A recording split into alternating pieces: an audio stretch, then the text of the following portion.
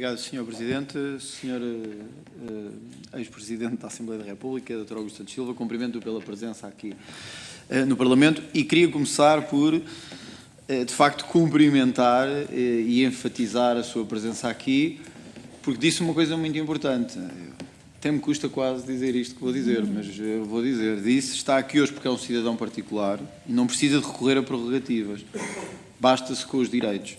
É pena que o antigo Primeiro-Ministro não tenha ouvido as suas palavras. Eu espero que ele as ouça hoje e perceba a importância que era ele estar aqui hoje, visto que também é um cidadão particular que recusou vir a esta comissão de inquérito, porque ainda não tomou posse em nenhum outro órgão, e acho que hoje lhe deu uma lição sobre isso e sobre a presença e a importância de responder ao Parlamento, independentemente dos lugares que ocupamos. E, portanto, gostava mesmo de frisar e de o saudar por isso, porque espero que o Dr. António Costa possa ouvir isso.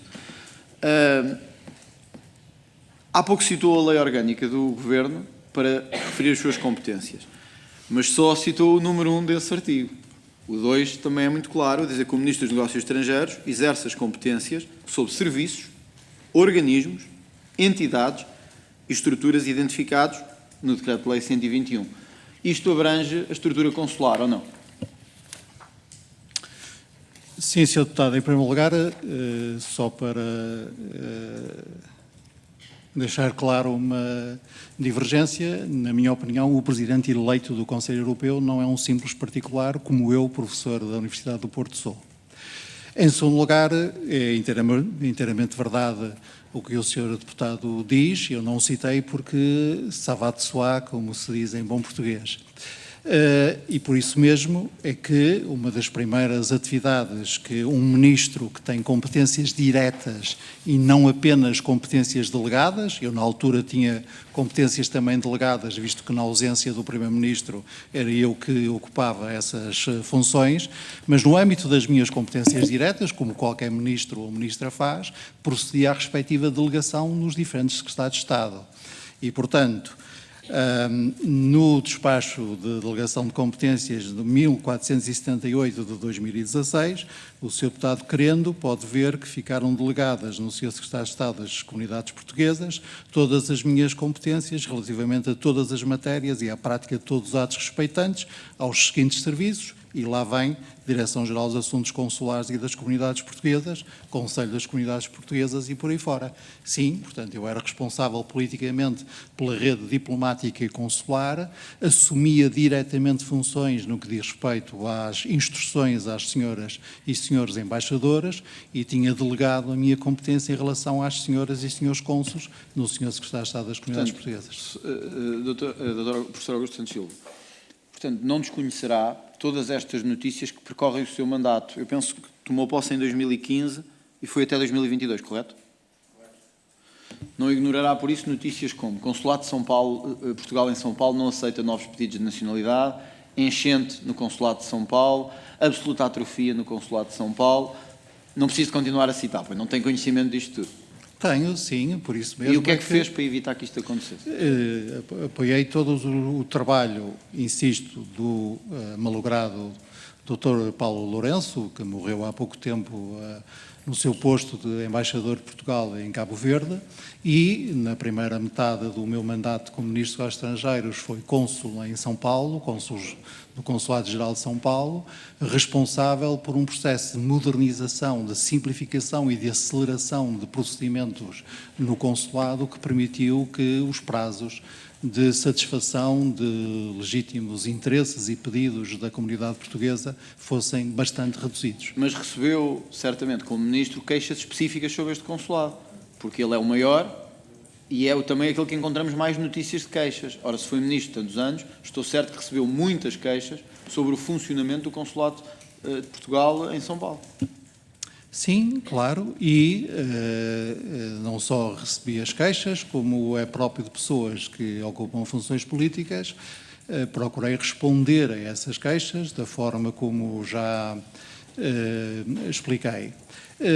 Os procedimentos usados para acelerar os prazos e simplificar os procedimentos do Consulado-Geral de São Paulo motivaram eles próprios também queixas, designadamente de funcionários, e isso motivou a intervenção da Inspeção-Geral das Atividades Diplomáticas e Consulares, sob minha direta competência, que procedeu uma investigação minuciosa e totalmente independente no Consulado-Geral de São Paulo.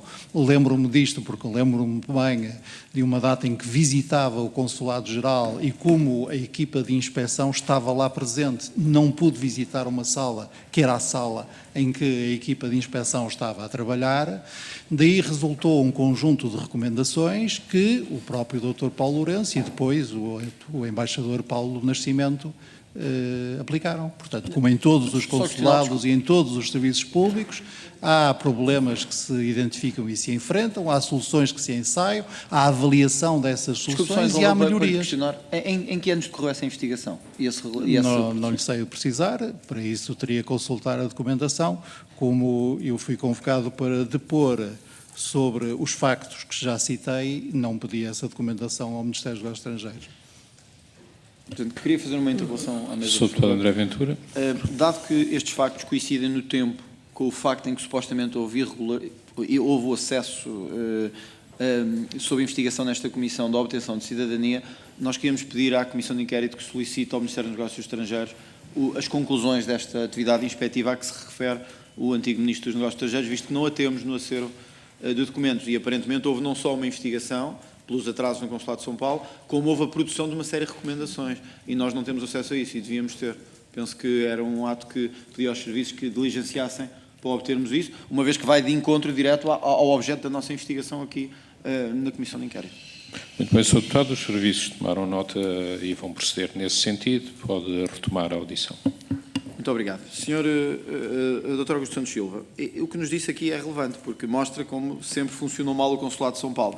É por isso que no início eu recordei várias intervenções, quer de advogados que lidavam com o Consulado de São Paulo, quer de outros, que sublinhavam que o tempo em que estas gêmeas obtiveram a nacionalidade não era um tempo normal, nem era um tempo adequado. Mas isso já foi discutido aqui, já tiveram cá várias entidades que falaram sobre isso. Acredito que não acompanho caso a caso, portanto não pode dizer se foi mais um ano, menos uns meses. Mas recebeu certamente queixas sobre isso. Quando ouviu falar deste caso, como disse, a primeira vez foi então na reportagem da TVI em novembro, certo? Sim, foi na comunicação social, não consigo precisar qual era a estação de televisão, mas sim. Quando assistiu a esta reportagem, que contactos fez para perceber, se é que fez alguns, o que é que tinha acontecido? Isto tinha sido ministro durante esse tempo.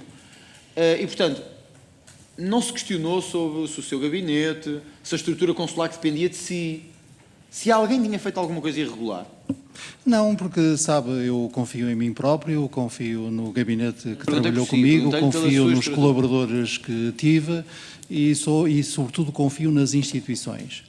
E, portanto, o Ministério Público depois veio a interessar-se pelo caso, fará as investigações que entender, mas devo dizer que, por causa da convocatória que recebi para depor nesta comissão, tive acesso à documentação relativa a este processo administrativo e não consigo ver nela nenhuma sombra de irregularidade. Doutor, não foi isso que eu lhe perguntei. Eu perguntei-lhe sobre se quando recebeu a notícia deste processo, se contactou alguém da sua estrutura ministerial, consular, relativamente a isto que era o normal. Quer dizer, não, já lhe respondi que não. Você não quis saber o que é que tinha acontecido. Ficou à espera de uns meses para o Ministério Público anunciar uma investigação sobre isso.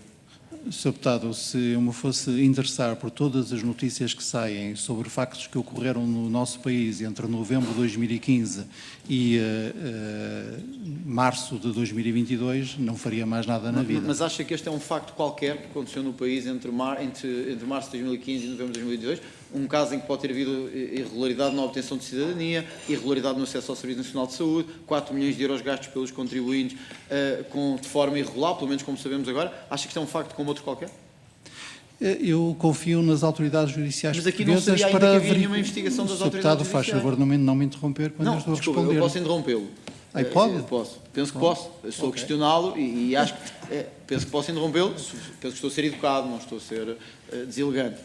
O Sr. Presidente disse, isto é um facto qualquer. Se eu me interessasse por todos os factos, não fazia mais nada. Eu acho muito estranho que um ministro assista a um facto que ocorreu no seu mandato, na sua tutela, e não procure saber o que é que aconteceu. Olha, o Sr. Primeiro-Ministro respondeu assim, vou-lhe ler, ele aí esteve melhor que o deputado Augusto Santos Silva. Diz, quando soube o que tinha acontecido, procurei diligenciar junto do gabinete para saber que factos tinham ocorrido. Então, se o Primeiro-Ministro tentou saber, o Ministro dos Negócios Estrangeiros não tentou saber, Dr. Augusto Santos Silva, não acreditamos nisso, assim? Sabe, há uma razão muito simples, Sr. Deputado André Ventura. O Primeiro-Ministro é responsável pelo Ministério dos Estrangeiros, o Ministério da Saúde, o Ministério da Educação, o Ministério das Finanças, o Ministério da Administração Interna, o Ministério da Justiça, o Ministério das Infraestruturas, o Ministério do Desporto e Juventude quando há, o Ministério da Agricultura. O Ministro dos Estrangeiros é apenas responsável pelas questões relativas ao Ministério dos Negócios Estrangeiros.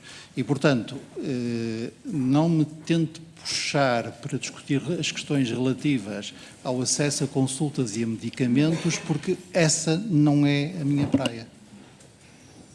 Não, e não é isso que farei, mas percebeu logo, até pelo político astuto que é, percebeu logo que isto envolvia duas dimensões, uma de acesso à saúde, outra de obtenção de nacionalidade. Tanto que as primeiras reportagens foram nesse sentido.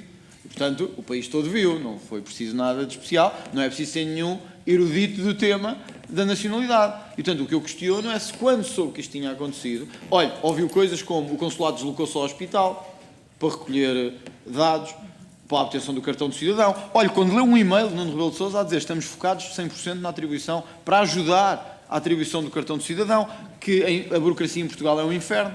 Assistiu a isto logo, isto foi logo em novembro ou dezembro. Então, ele não procurou saber o que é que tinha acontecido, não falou com o embaixador, não falou com o cônsul, o cônsul, que agora até foi nomeado para ir para outro país, não lhe perguntou nada, nunca teve não teve mais nenhuma conversa sobre isto? É isso que nos está a dizer? Sim, em primeiro lugar, eu confio nos funcionários e nas instituições e posso repetir, esta será a terceira vez que o faço nesta comissão. Entendo que quer o trabalho desenvolvido pelo Dr. Paulo Lourenço, o malogrado Paulo Lourenço, como Cônsul-Geral de São Paulo, quer, no tempo dos factos, pelo Sr. Embaixador Paulo Nascimento, foram conformes a todos os princípios legais, administrativos aplicáveis. Não percebi, desculpe. Confia ou sou? Não, confio. Em segundo lugar, tenho um princípio que me parece, aliás, muito sadio, de não me interessar, quando abandono um lugar, pelas coisas que estão sucedendo nesse lugar. Mas o Sr. Primeiro-Ministro interessou-se e já não era Primeiro-Ministro. Sr. Deputado, eu não estou aqui para fazer uma comparação entre o meu depoimento e o depoimento do Sr. Primeiro-Ministro. Estou aqui para responder às perguntas que me queira fazer sobre os factos sobre que incide esta Comissão de Inquérito. O que nos está a dizer é que, como deixou de ser Ministro dos Negócios Estrangeiros e passou a ser Presidente da Assembleia da República, tudo o que aconteceu durante aquele tempo, mesmo que tenha sido ilegal, não lhe interessa.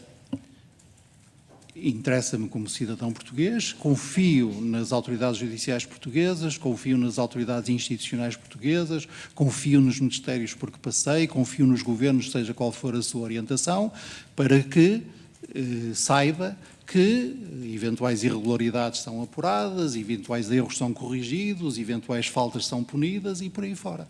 É esta confiança nas instituições que nos distingue, como o Sr. Deputado bem sabe. Não nos distingue. Distingue. Não nos distingue. Sabemos é também o que tem vindo ao público, nomeadamente um relatório do IGAS, que mostra como houve irregularidades neste processo, como os testemunhos de vários advogados que mostram que houve possíveis irregularidades no processo e como, em várias reportagens da comunicação social, tem ficado frisado como este acesso pode não ter sido regular e, portanto, não é o que nos distingue. Não é simplesmente dizer, eu confio em tudo. Então o que é que vai fazer? Nada. Não é assim, não é? Lá está a diferença. O Sr. Deputado acha que as notícias de jornal são lei. O Sr. Deputado acha que advogados que lançam hipóteses são fontes autorizadas. Eu acredito nas instituições, na lei e nos regulamentos. É uma distinção tão simples.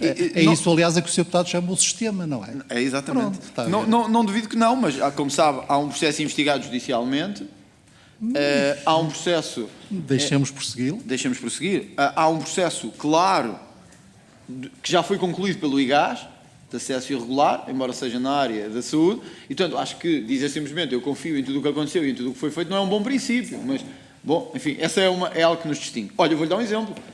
Disse-nos que acha que Lacerda Salles é dos homens mais íntegros que já conheceu. Bom, se há coisa que este relatório aponta, é que Lacerda Salles teve mão nesta consulta ilegal e irregular. Isto é dito pelo IGAS, não é dito por nós. É dito por um relatório.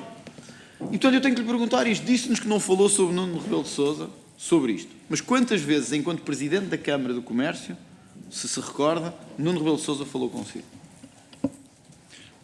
Pelo menos duas, sempre no âmbito das minhas deslocações a São Paulo, mas não falou sobre isto. Falou sobre a atividade da Câmara de Comércio, sobre os investimentos portugueses no Brasil, sobre as ligações, as relações económicas entre o Brasil e Portugal, sobre a comunidade portuguesa, os seus anseios e os seus projetos. Não falou nem de saúde, nem de questões relacionadas com saúde. Não. Eu era ministro dos Estrangeiros. Exato. Por isso há de estranhar que uns tempos depois ele esteja no gabinete do Ministério da Saúde a falar com o Dr. António Salles e uns dias depois haja uma consulta marcada. Isso não é confiar nas instituições. Isso também é ser um pouco não querer ver além do horizonte, não é? Não sei, o Sr. Deputado procede assim. Imagina coisas, ou imagina que coisas foram ditas sobre coisas, decreta por sua vontade que elas são verdade e não cura de saber se elas são verdadeiras, se são falsas, nem cura de saber se as pessoas e as instituições encarregadas de verificar se elas são verdadeiras ou falsas, concluíram esse trabalho. Eu não procedo assim.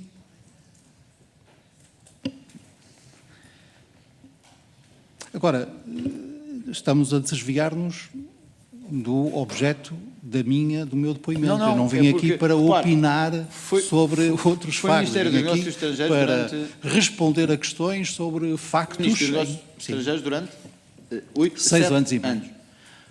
Nuno Rebelo de Sousa apanhou uma grande parte deste período como Presidente da Câmara do Comércio, certo? Nunca lhe falou de nada, apesar de a nossa, provavelmente, maior ligação de política externa ser ao Brasil, e que não só em termos de viagens, de deslocações, de presenças, de contactos. Nunca lhe falou de nada de saúde, nem de hospitais, nem de nada, nem de gêmeas, nem de nacionalidade, nem de nada. Nunca lhe falou de nada. Sim, mas o que é que uma coisa tem a ver com a outra? Sobre as relações entre Portugal e o Brasil, eu falava com o Presidente do Brasil, quando acompanhava o Presidente de Portugal ou o Primeiro-Ministro de Portugal, falava com o meu colega chanceler, o Ministro dos Estrangeiros, foram vários com quem eu tive o prazer de trabalhar, falava com os meus embaixadores em Brasília, falava com a minha Direção-Geral de Política Externa encarregada dessas relações bilaterais, falava com muitas e muitos cidadãos portugueses estabelecidos no Brasil que me podiam ajudar a perceber a situação brasileira, como é que nós podíamos melhorar o relacionamento bilateral nos diferentes planos, político, diplomático, económico, cultural, linguístico, educativo, etc., mas não falava sobre as relações bilaterais entre Portugal e o Brasil, ao nível diplomático ou político, típico do Ministro dos Estrangeiros, com um Presidente de uma Câmara de Comércio. Falava sobre questões económicas, relações económicas. É por isso que achámos estranho, Sr. Presidente, que um Presidente da Câmara do Comércio, às tantas, se começa a dedicar também a questões no âmbito da saúde e a questões no âmbito da parceria de saúde entre Portugal e o Brasil, já que nunca falou consigo sobre isso. É estranho que de repente se tenha interessado por esse assunto, mas isso é para outra conversa. Agora, há duas que essas sim são da sua responsabilidade.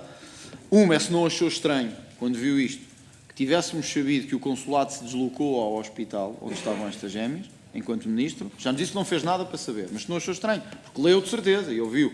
E isto não é uma questão de é verdade ou não é verdade. Já nos disseram quem esteve aí. É verdade. Se achou isto estranho ou não. 2. Se acha hoje que o tratamento que foi dado a estas gêmeas, enquanto político com experiência nesta área, foi o mesmo que todos os imigrantes portugueses ou luso-descendentes portugueses que estão no Brasil, sobretudo em São Paulo, e onde relatam um inferno para a obtenção de qualquer coisa que seja burocrática no consulado. Ou seja, se hoje pode dizer que acha que o tratamento foi de facto igual e que foi de facto equilibrado na sua perspectiva de antigo Ministro dos Negócios Estrangeiros. Em primeiro lugar, em relação à primeira pergunta, se o regulamento consular não prevê expressamente essa possibilidade de deslocação, por exemplo, a uma unidade de saúde para garantir o atendimento presencial de um utente que esteja internado, creio que em nenhum momento o proíbe, mas creio que o prevê e que até há um emolumento consular adicional que se paga para isso. Não consigo garantir neste momento, não tenho o regulamento à minha frente, mas é a ideia que eu tenho. E quando soube que isso tinha acontecido, coisa de que só me apercebi quando me passei a interessar mais sobre este assunto a partir de 3 de julho passado, fiquei muito satisfeito por o então Cônsul-Geral de Portugal em São Paulo ter autorizado que funcionários do consulado se deslocassem a um hospital para que 2 cidadãs portuguesas que tinham e têm o direito originário à nacionalidade portuguesa, portanto não depende da naturalização, é um direito que têm por serem filhas de uma cidadã portuguesa, que estavam nas condições dramáticas em que elas estavam, tivessem acesso à nacionalidade e pudessem exercer esse direito. Portanto, creio que o regulamento o prevê expressamente, mesmo que não o preveja expressamente, fiquei, devo dizer, não estranhei nada, pelo contrário, que um consulado português agisse de forma a que 2 meninas portuguesas em situações de sofrimento tal pudessem exercer o seu direito originário a serem portuguesas. E, portanto, não vejo aí nenhuma dificuldade, pelo contrário. Em relação à segunda pergunta, as comparações têm que ser feitas nas circunstâncias. Do meu conhecimento, nas circunstâncias em que o Consulado-Geral de São Paulo trabalhava em 2019, não houve tratamento de favor às 2 meninas de que nós estamos aqui a falar. Obrigado, Sr. Presidente. É tudo e obrigado.